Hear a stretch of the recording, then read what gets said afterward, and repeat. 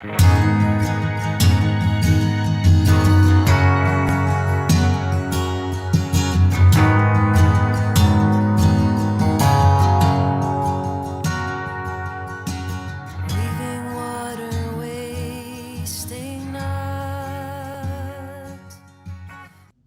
and welcome to Rising Clyde, the Scottish climate justice show. I'm Ian Bruce in Glasgow, and today we're talking about Rosebank.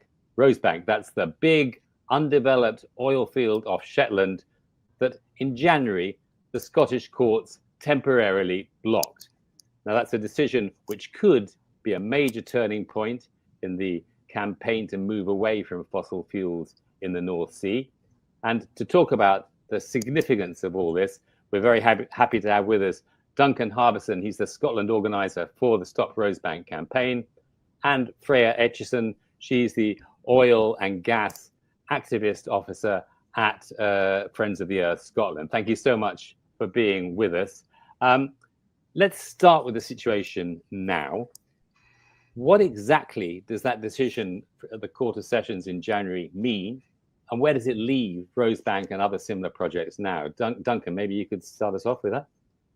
Yeah, I can. So the rough timeline that we've got is September 2023, Rosebank was approved. It was then challenged, the approval was challenged in court in November of last year by Uplift, and then we received the decision on that in January.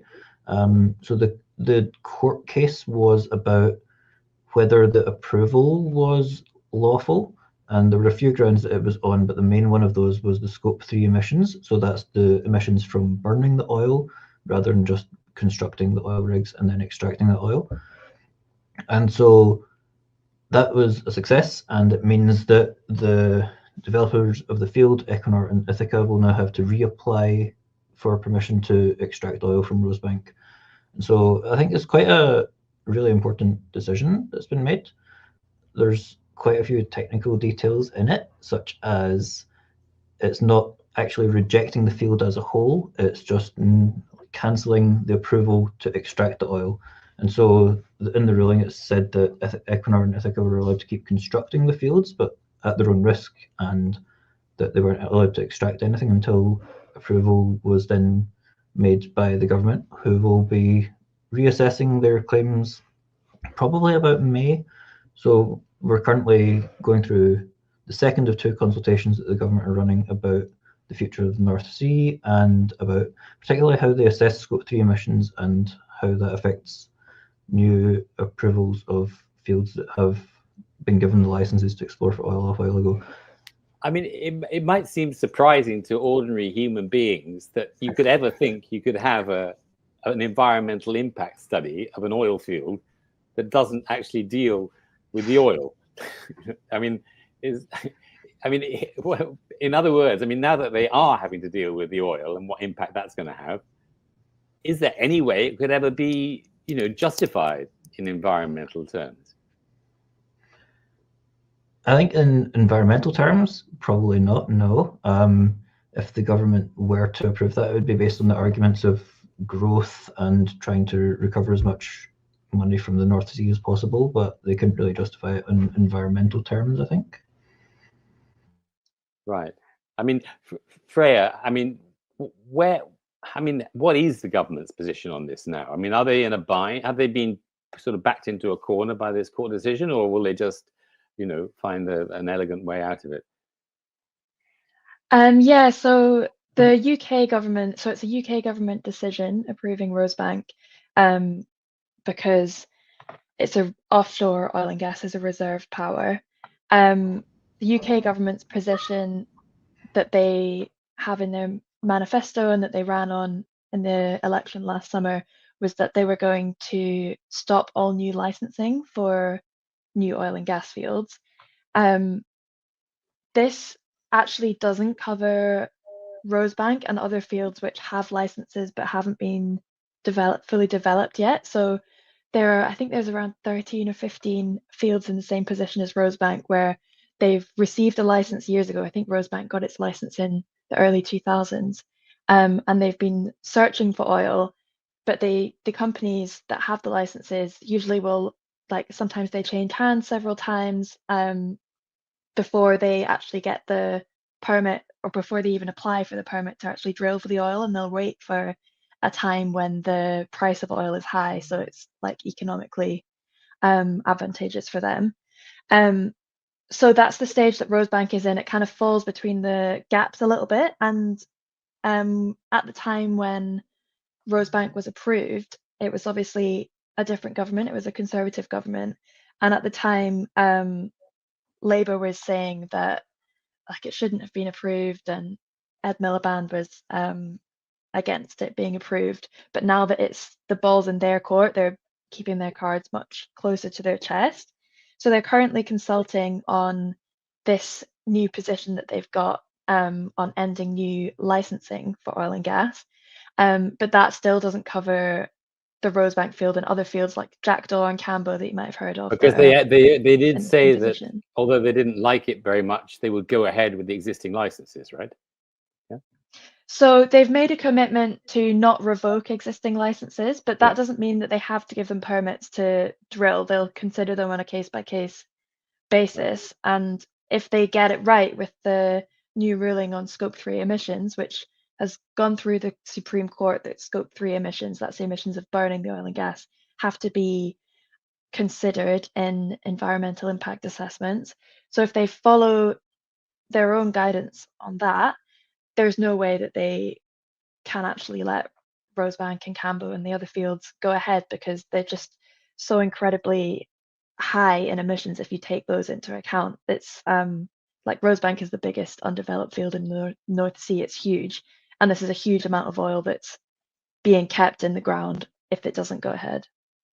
I think I was reading on the Rosebank campaign site. This is something well, it's 500 million barrels or something, isn't it? Which is, I think it was equivalent to some extraordinary figure like the entire emissions of the 28 least polluting countries on the planet in one year for a whole year or something.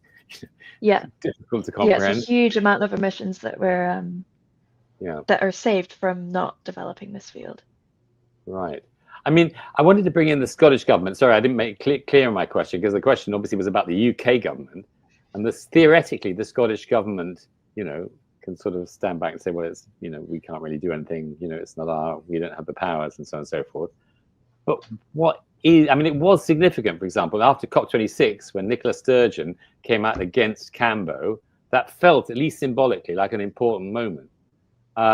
So what is the Scottish government saying now, or are they just mum?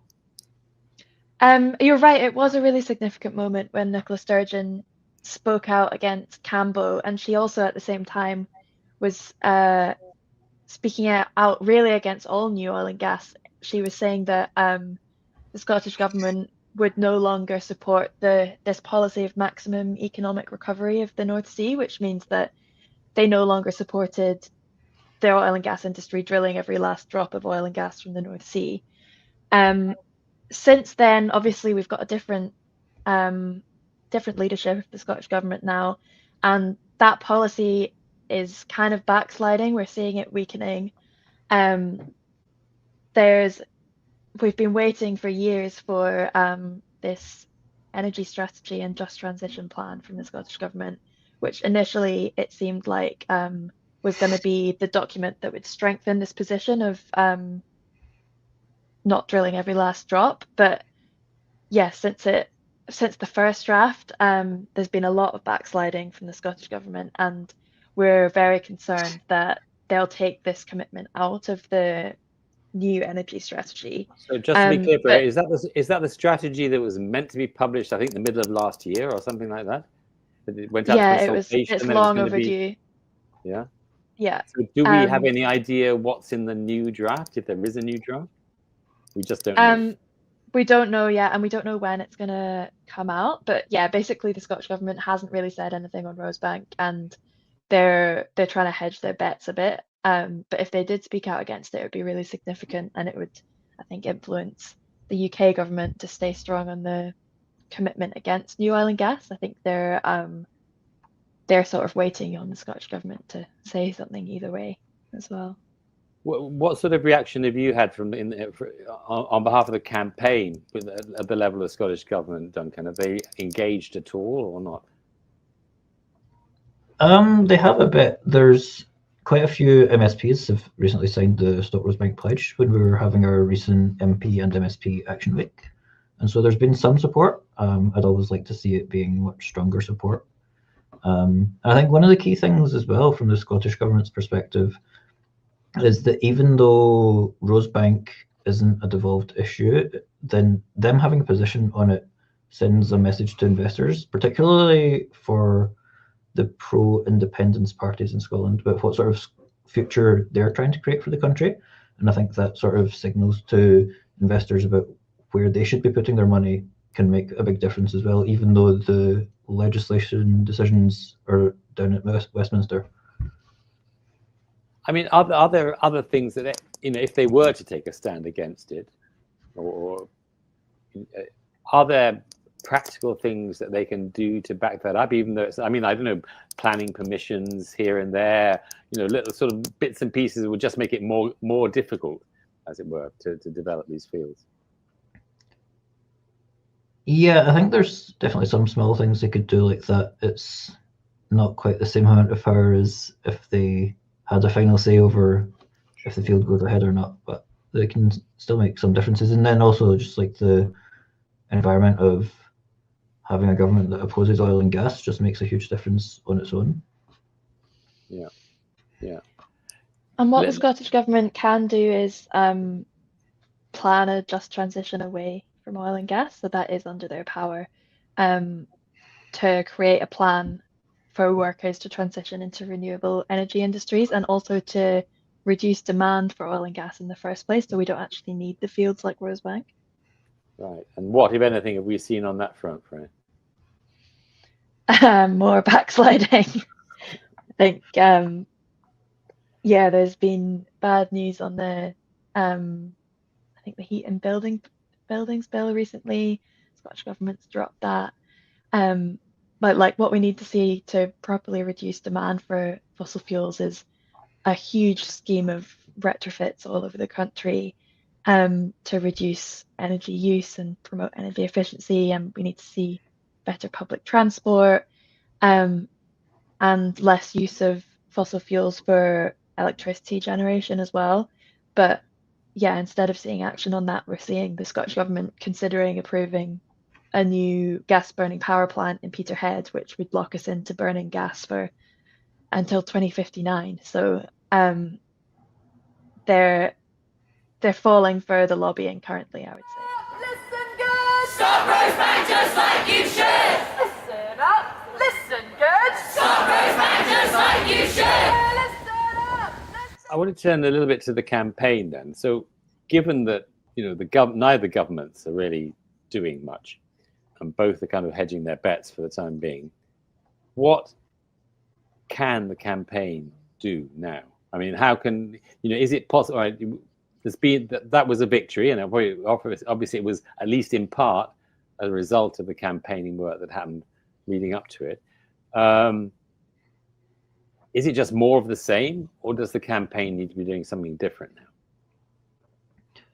I think for now, one of the main things the campaign can be doing is putting pressure on the Labour Party to do the right thing. And once the decision to approve or reject Rosebank comes back around after the consultation, to use that as a chance to actually show that they're serious about the climate.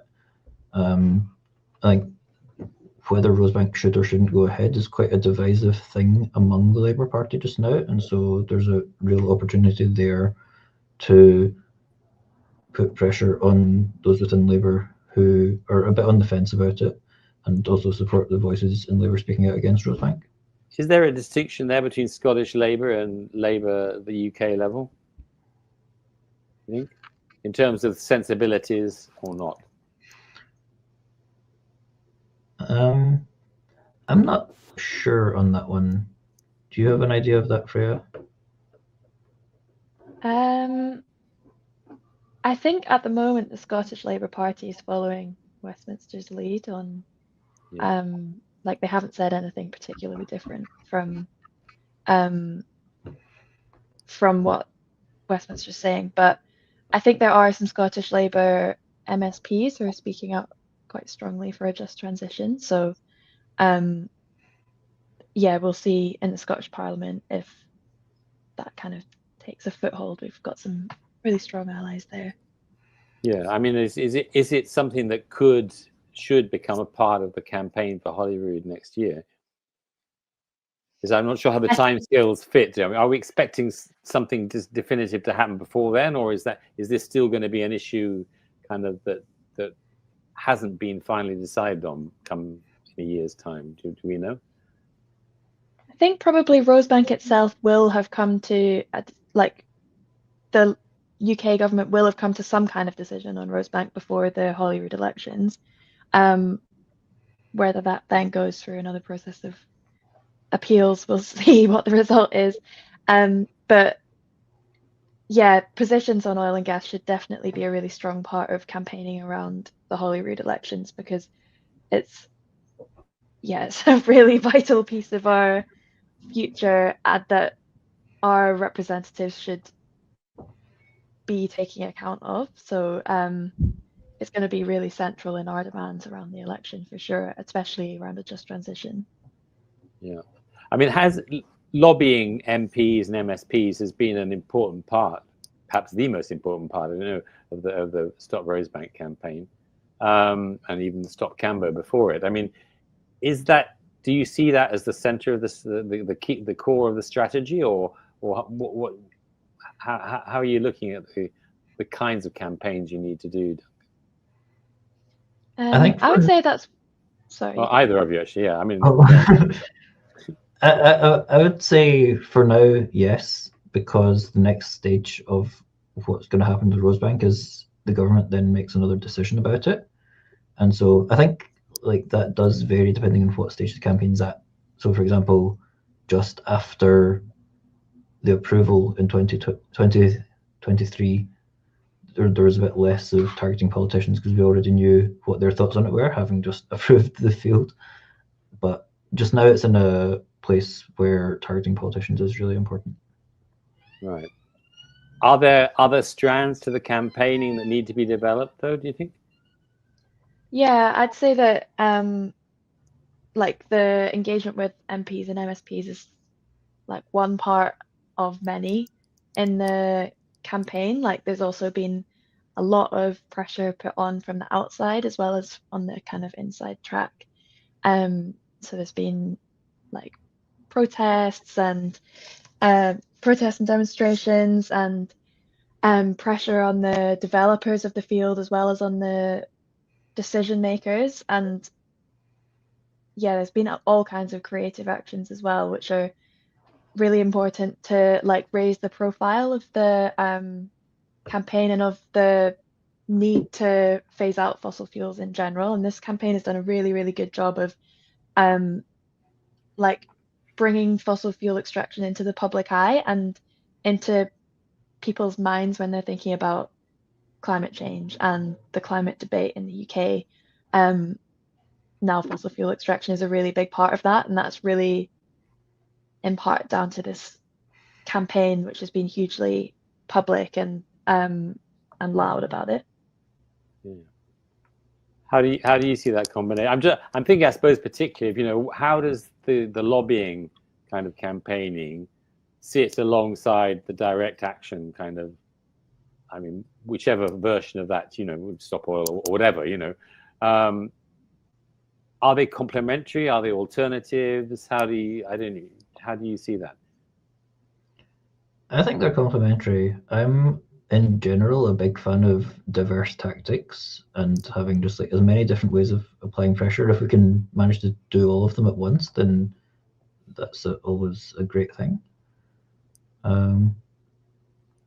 Yeah, so I think they work quite well together. Right.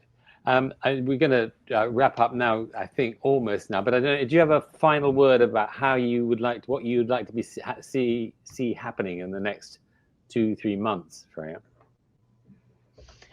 Yeah, I mean, I'd like to see this campaign continue to inspire people, really. I think it's like it's so often that we're campaigning against something specific, like Stop Rosebank, Stop Cambo, Stop Jackdaw, and we still are. We need to stop this bad stuff, and we need to like stay strong until all fossil fuels in the North Sea can be stopped. But we also need to be looking towards what we do want to see and like the futures that we would like to have. So things like this demand reduction and lowering energy bills and public ownership of energy. So that's what I'm excited about, is campaigning for the things that we do want to see as well as the things that we don't want to see. You mean the positive vision of a just transition is Mhm. what? Yeah. I don't know. Is that? I mean, the Stop Rosebank campaign obviously has a sort of specific target. So, you don't really work on things like just transition directly, do you, Duncan? I mean, how does that combine with what the campaign is doing? What do you think should be happening? Yeah, I think there could be a lot more of the working on building things rather than the stopping things. The just transition element of it is a really key part of the campaign, I feel, particularly here in Scotland, like where we've got all the oil production happening. That's got to be a key focus, or else it's going to go nowhere. So I think it's definitely a key part that we need to keep pushing for. Right. I mean, there was a really this is a conversation for another episode, but that initiative, a couple of years ago, I think now, the Our Power initiative, which I think was one of the most exciting ones in that area that I've seen for a long time.